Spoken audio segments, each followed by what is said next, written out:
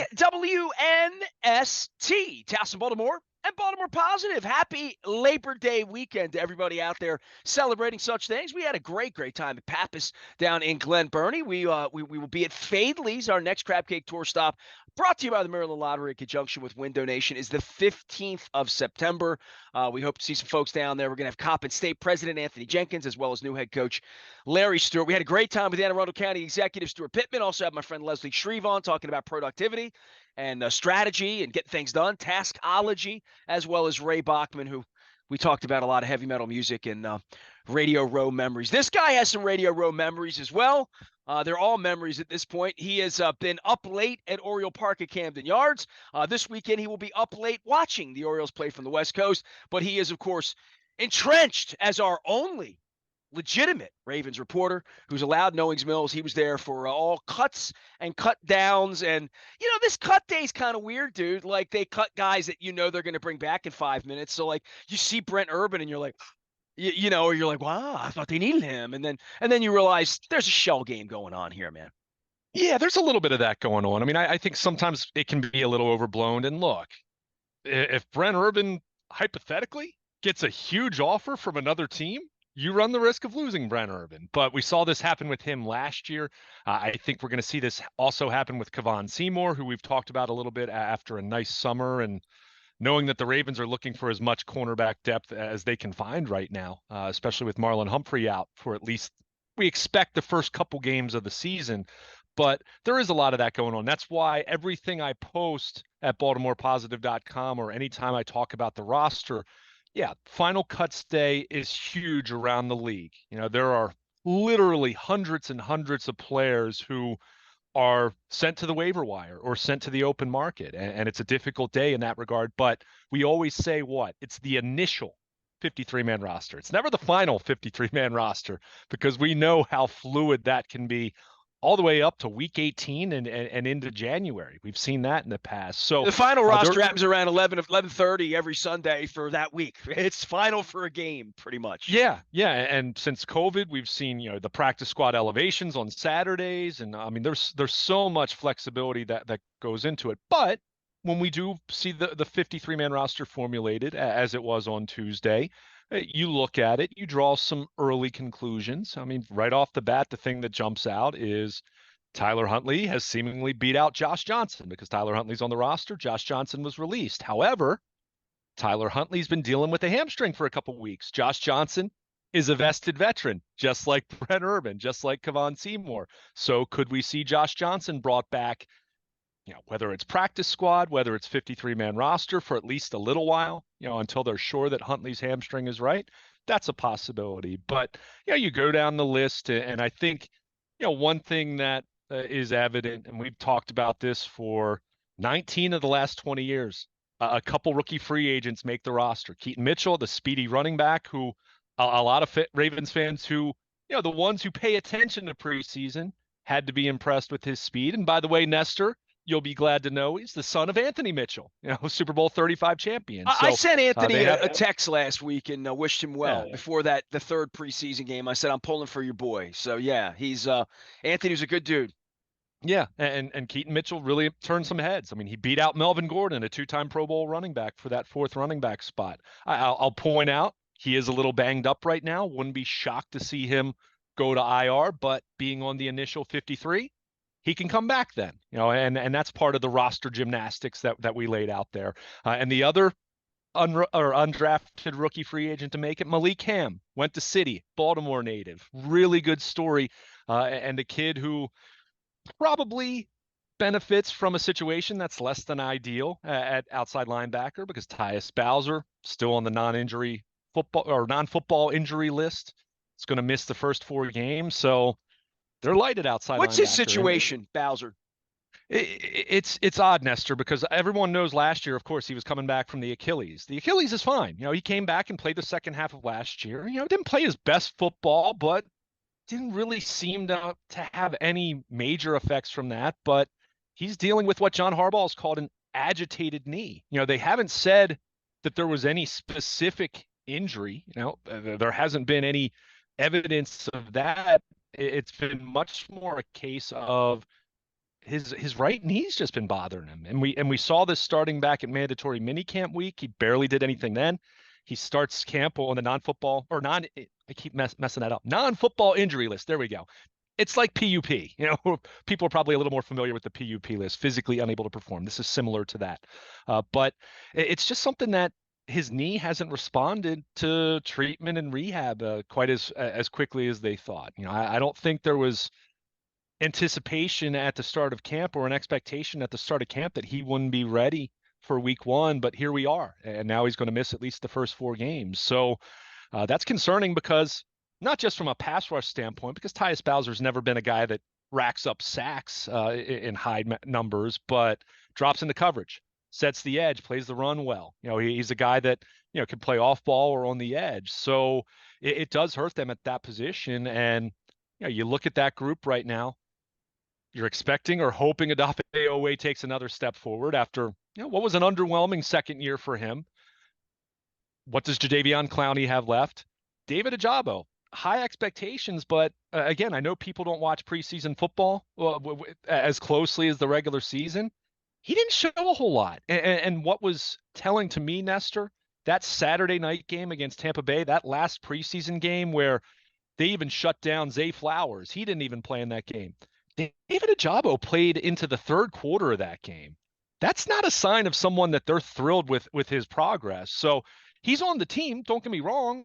And I'm not saying he won't produce and he won't take a step forward, but he didn't show as much as I think they would have liked to have seen it over the summer, especially knowing the state of their pass rush. So, that opens a door for a Malik Ham to be on the 53-man roster. Not because Malik Ham's going to start or anything like that, but they need depth. And, even some names that they have in that group, there are questions. I mean, Jadeveon Clowney, it's not like he had 10 sacks for Cleveland last year. I mean, that ended with a thud and with him having some harsh things to say about the Browns. And maybe some of it was deserved, maybe not. It's the Browns, but still wasn't a great look for him on his way out of Cleveland. So there are a lot of questions about that pass rush group right now. So, while Malik Ham's a good story and he had a nice spring and summer and he earned a 53-man roster spot, I'm also not going to sit here and say that I think he's going to be an answer for them at that position. So if we spent the whole off season talking about Calais Campbell, Marcus Peters,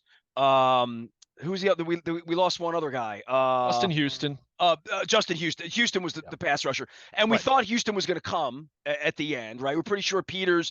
It looked like it sailed on him. Calais signed early, and then it's like, all right, where's that productivity from 3 guys who were productive guys? I mean, Houston wasn't a starter; he was a third down pass rush specialist, but situationally, for what they need in those situations, they had trusted veteran, at one point productive enough to think, well, we're going to put him out there. Maybe they'll be productive. That's probably where they are with Clowney right now, thinking like, well, he'll turn into this, or we hope something will happen. We've been talking about Oweh forever. Ajabo, I'm not, I'm not convinced that that's a thing. To your point, I'm not convinced they're convinced that's a thing at this point, the way they were on draft day, where the day after the draft, it's all, Eric said the greatest, they're all going to start. Well, it's August 30th. Let's see them make the team, some of these guys. And then there's always surprises. To your point, there's always somebody you haven't heard of, like Mitchell's kid, who just comes in and plays his way onto the team. And that's the beauty of camp, and that's the beauty of the situation and what they do there to give these guys basically 7 months to make the team. Yeah, there is. And I mean, the undrafted free agents making the team is something that we've seen. As I said, 19 of 20 years, they've had at least one projected to be on their week one roster. Once final cuts and look, as I just said, those 2 rookie free agents are banged up. So they might end up on IR over the next couple of days, but they make the initial 53-man roster. That tells you what? They're interested in keeping these guys around. It's not just a case of, he's hurt and we'll just stash him and whatever. I mean, we'll take a look at him next spring, which sometimes happens with rookies. But I think what's interesting, Nestor, and we talk about this all the time. As much as I'm back there, I'm back on the backfields in Owings Mills every single day, and we talk about preseason football. We're at the end of the preseason now. Week one is just about upon us. And we're still talking about the same questions that we would have had 2 months ago or 4 months ago. No one has seen the team play. Yeah, exactly. And that's kind of how this works, though. But you look at it at corner, especially now with Marlon Humphrey out early. I don't think there's an expectation he's going to miss a lot of time, but I don't expect to see him week 1. I don't expect to see him week 2. After that, I think it's anyone's guess, and I think he could be back at that point, based on the timeline for the foot surgery. But in the meantime, to your point, they made a decision that Marcus Peters, as the player and certainly the personality, and we know all about that. And They the made a pay, and the decision, pay. right? All of those things, that it was time to move on. And that's fine. You make that decision. I respect that. Did they do enough to replace him? Rock Yassin, we'll see. He missed a large chunk of August with the knee issue. He's a guy that's had some nagging injuries over the course of his career. I think if he's healthy, I think he's solid. I think he's someone you can put out there and feel pretty good about that. Same thing with Ronald Darby, who they just brought in. He's been an above average starter in his career when he's been healthy, but he's 11 months removed from an ACL injury. And I think they feel good about where he is relative to that. But does that equate to being a quality starter on the field, at least until Marlon Humphrey comes back? And then after that, you go down the list: Brandon Stevens and Jalen Armour Davis and Arthur Millette, who they brought over from Pittsburgh. He missed most of camp with a hamstring injury, and Demarion Williams is going to go on IR because he had an ankle surgery. I mean, you go down the list of their corners, just about everyone. Ardarius Washington, who was a great story and probably going to be their week 1 nickel, but all of them have some question, whether it's about health or experience, in terms of, are they good enough? Are they ready? So you look at that group. We talked about cornerback a whole lot over the course of the offseason. And then the pass rush, as we just talked about.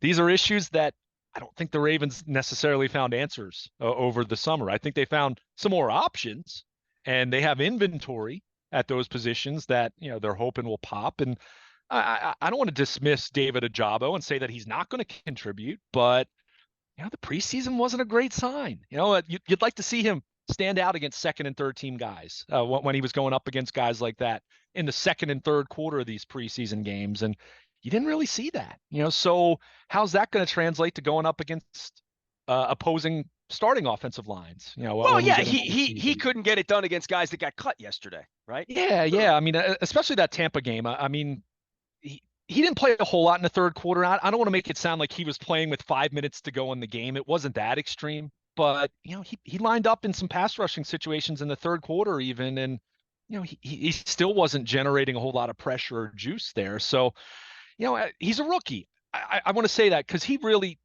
kind of is a rookie, because he missed most of last season. He didn't get that spring practice. He didn't get training camp. He didn't practice until November of last year. And at that point, the train's rolling. He had a horrible injury too, right? I mean, I like it mean, he had was, an yeah, Achilles. yeah. Yeah. And I'll remind everyone, because I said this even the day he was drafted, even before he got hurt at Michigan's pro day, he was considered a raw prospect. He really only played 1 year at Michigan. Now, it was an impressive year, but the point was, he was considered raw and green and needed to develop some, which is fine. And that's okay for a second round pick, like they ultimately drafted him. But at this point in time, they just have such a need with their pass rush, coming off the edge, that you look at it right now. Owe, is he finally going to pop in year 3? We'll see. Clowney, how much does he have left, and how much of a fit is he going to be here? I mean, Clowney will play the run well, and that's something they need as well. So I don't want to say that he's not going to contribute for them, because he will, but is it going to be a high impact from a pass rushing standpoint? I mean, if it's Well, not some those two fans and are it's like, not he's a a number 1 Jabo, overall pick, and I'm like, he never played like that, never. right? I mean, And he's he was hurt definitely from one the of the beginning in yeah. Texas. Well, remember, he had microfracture surgery on his knee. I mean, it's actually kind of a compliment to him in a big picture sense that he's had as long of a career as he's had. I mean, but you're right. And the hype for him coming out of South Carolina, I mean, this guy was, he was getting Lawrence Taylor like hype when he came out of college. I mean, that's how big of a prospect he was. So yeah, he never lived up to that, but he's been a good pro. And don't get me wrong, I think he's going to help them. But is it going to be dramatic from a pass rushing standpoint? We'll see on that. So it comes back to Mike McDonald and scheme, and trying to use some pre-snap deception and simulated pressure and blitzing and all those different types of things that we saw him do last year. not as aggressively as Wink Martindale, mind you, because they play more zone, and certainly they don't put their corners out on an island, which is a good thing considering the state of their current cornerback group. But there is that question of how's this going to look, and are you going to be able to put enough heat on the pocket? The good news early in the season, they play CJ Stroud, rookie quarterback in week 1, Anthony Richardson, rookie quarterback in week 3. Even Joe Burrow in week 2, which is a very daunting task going to Cincinnati, especially considering where they are, at cornerback. Joe Burrow's missed the entire preseason, so you may not get peak Joe Burrow in that game, which certainly would help the Ravens. But everything I'm laying out there with the state of their defense going into the season, to me, it points to Lamar Jackson and this offense better be ready to come out of the gate playing well, because there's certainly some question marks on defense that they had going into camp, and I don't think we've found any answers really to those questions, especially knowing you're not going to have Marlon Humphrey for at least a little bit of time here early on.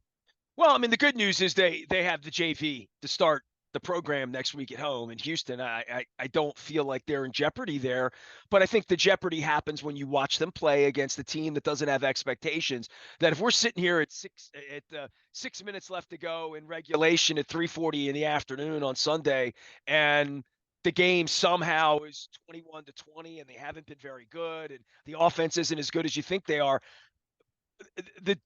it will be put upon the defense to say that right now you've spent the first 15 minutes saying, hey, maybe that's the weak link, the defense at this point. Watching that and watching surgeons in the AFC, it's going to be a little different than watching a rookie. Yeah, it really will. And again, maybe they'll figure some of this out. And to be clear, Nestor, me saying this doesn't mean I think the defense is going to stink. I mean, they still have Roquan Smith in the middle with Patrick Queen. They are very stout at safety. I think Kyle Hamilton is going to be one of their very best players, and we saw him play better and better as last year went on. I think he is the kind of guy that they can move around and be creative with on the back end of the defense, and that will include him playing closer to the line of scrimmage at times. And I think you'll see him blitz at times, and you'll see Patrick Queen blitz at times. So they will, and they're going to have to be creative with their pass rush, because again, I don't know if the edge guys are going to get there. They're going to be counting on Justin Madubuike to give them pressure from the inside, and he's done that really well at times. Other times it's been, not quite as consistent. So it really is going to be a collective effort, but they still have a lot of talented players on the defensive side of the ball. I don't want to make it sound like it's all panic, but the question marks that we had back in April, May and June, July, started training camp, they're still there. And in the case of corner, you did add Ronald Darby to the mix, but it's just, you have a collective group there that just about every single guy has some question, and including Marlon Humphrey once he comes back from his foot surgery, just to see if he's going to look like himself right away. Although I think, this isn't a Liz Frank or anything like that. I think once he's back, I think they'll feel good about where he is physically. But, it's just, there are some unknowns there. And on the flip side, as you pointed out, as much as I say that might put more pressure on the offense, this offense has unknowns just because it's new. The upside's there. You have an offensive line with 4 or 5 starters returning. You have a much improved wide receiver group. You still have Mark Andrews. You have a healthy J.K. Dobbins and Gus Edwards. And I'll continue to point out, I think Justice Hill is going to be a little more involved with this offense than he's been in the past. I think Todd Monken likes him. So that's something to watch if suddenly you're seeing him look more like the number 2 back than maybe even Gus Edwards is. But so they have talent. They have the horses on offense. They have a healthy Lamar Jackson, which they did not have in January of last year. But you have so many new moving parts there that it might not be firing on all cylinders right away, which, to your point, against Houston in week 1, I don't think they're going to have much of a problem. I don't.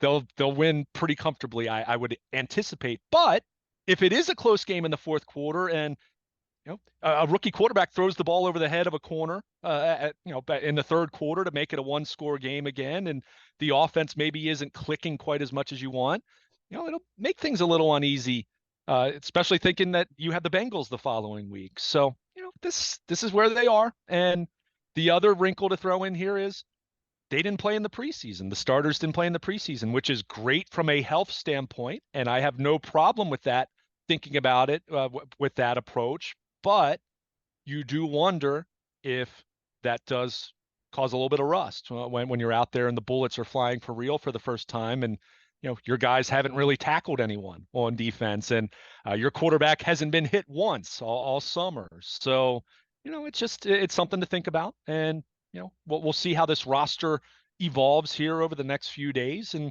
certainly expect a couple changes here and there, but for the most part, not too many, no stunners, no major surprises as it pertains to this roster. The couple rookie free agents, that's a good story, but again, we're not talking about guys that are probably going to move the needle. This roster is about what I would have anticipated it being if you asked me to kind of lay it out in late July, other than adding Clowney and Ronald Darby to the mix.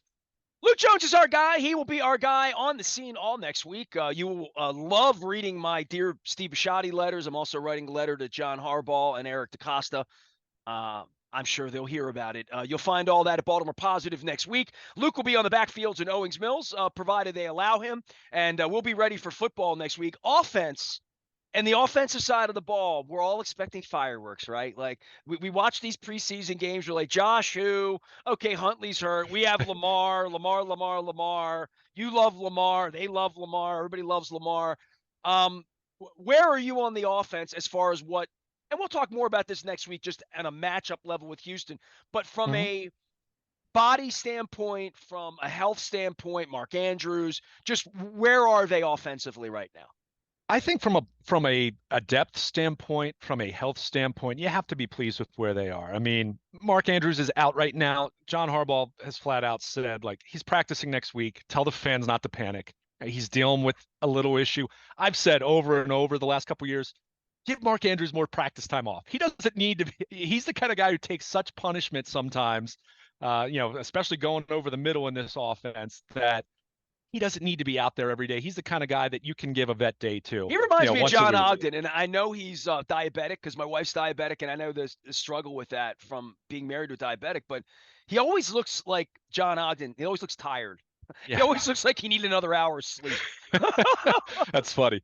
But you look at this roster, the offensive line's healthy. As I said, 4 or 5 starters returning. Do they have fantastic depth on the offensive line? Well, yeah, Patrick McCary, who can play any position. And by the way, as things stand right now, would be their backup center if something happens to Linderbaum, because they, at least initially, didn't keep Sam Mustipher.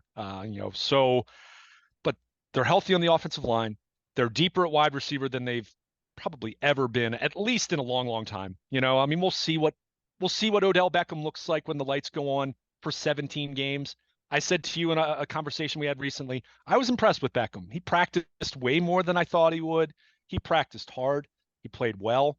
That looks good. Zay Flowers looks good. Bateman is probably the biggest, still that biggest health question they have in terms of, the foot. He's, they're still managing his practice reps. When he's been out there, he's looked good, but he has missed a lot of practice time this summer. Ronnie Stanley's practiced a ton this summer. He's looked good. Even last year when he was back on the field playing, he wasn't practicing a whole lot during the week. So time on task for him with the offensive line. I think that bodes well for that group. It is amazing as we sit here and talk about their offense, right? Lamar hasn't finished the season in 3 years, right? Ronnie Stanley didn't finish 3 seasons and finally got through one last year. These injuries, they have veterans on the right side of the offensive line, which are always like, these are 30-somethings. Talk about giving guys practice time off. There's all that. Then they have Beckham coming back from an injury. I mean, he's an injury guy, and 1-year deal and like all that stuff, has to prove he's going to get 17 games to do it. Bateman's just a question mark, right? Like for everybody. So Gus Edwards been injured. J.K. Dobbins, horrible injury, came back and had it look like a kangaroo trying to run around last year, and they threw him out there. Then they shut him down. Then he doesn't play. Then he wants money. Josh Jacobs got his bag, by the way. So my kinda. He got a little more. Got all the bag he was going to get. How about that? He maximized his bag in August, right? For all of the nonsense. And, of course, his agent has been in contact with me and is ready to come out.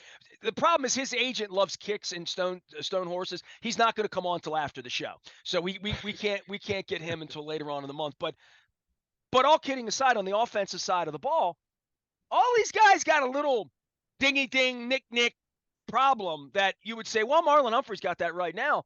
Yeah. And I'm not going back to old injuries or anything like that, but it just these guys aren't going to play 17 games. I mean, none of these guys, right? I mean, there's going to be bang ups and injuries. It's going to make sure you start the right way and find out where they are from the beginning. I don't love that Mark Andrews isn't completely healthy right now, right? Like he hadn't played a game in 10 months. He should be healthy. I like Yeah, all my yeah. guys healthy on Labor Day. I really do. No, I hear you on that. And again, all these guys, yes, they do have an injury history, but you know, most guys in the NFL do. I It's the mean, that's game. kind of the Yeah. nature of the game, right? Yeah. So you look at it, and you mentioned the right side of the offensive line. Yeah, Kevin Zeitler and Morgan Moses both on the wrong side of 30, but two guys have been very durable over the course of their career. So you hope that continues. As I say to you, and we said this about Joe Flacco for years, he was durable until he wasn't anymore, and that's just how this works. I mean, any player gets far far enough into their career, the injury rate's going to be 100%. So, but you do look at this group. They did have a healthy summer. They do have guys that, and you mentioned J.K. Dobbins, and this is where I will stick up for Dobbins a little bit, even though the way he's approached this thing, I certainly don't think he's done anything to help himself other than not practicing in late July and early August and avoiding some injury risk there. But Dobbins did look very good when he came back from the in-season scope. I mean, he looked really good over the last month of the season, and the numbers support that. He was that good.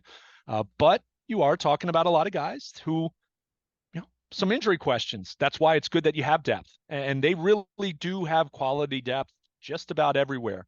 Even their offensive line depth, which I wouldn't say is great in a vacuum, but you look around the rest of the league, no one really has great offensive line depth. I mean, that's why you see so many trades and things of that nature this time of year with offensive line. I mean, the Steelers traded a couple different offensive linemen, and you see you see that kind of movement because everyone is desperate, not just for reserve.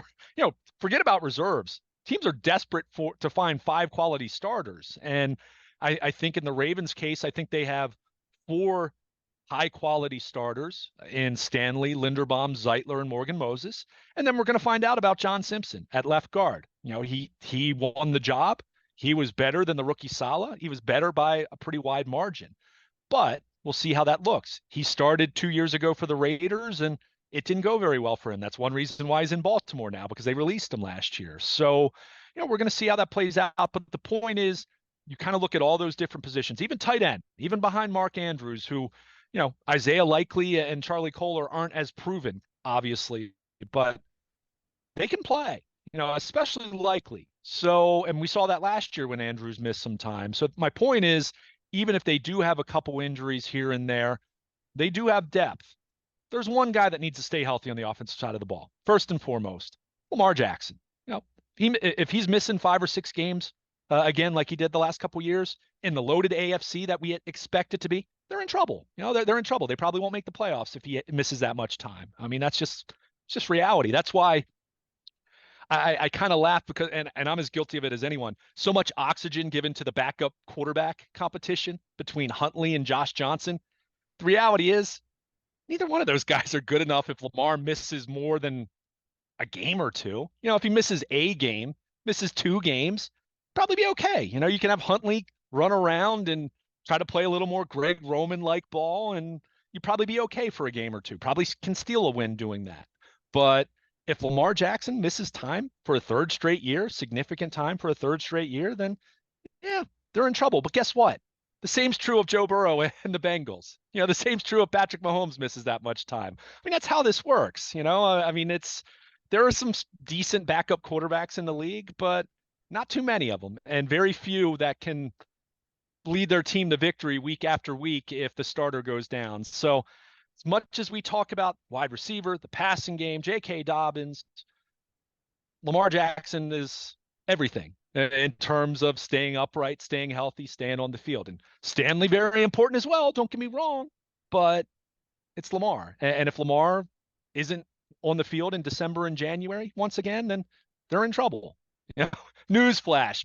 I know that's shocking for people to hear, but overall, bringing it back to what you asked me originally, I look at the roster on the offensive side of the ball. I do feel good about it because I do think they have some quality depth at most positions, and that's not something that even some other contenders can say. When you go roster by roster around the league.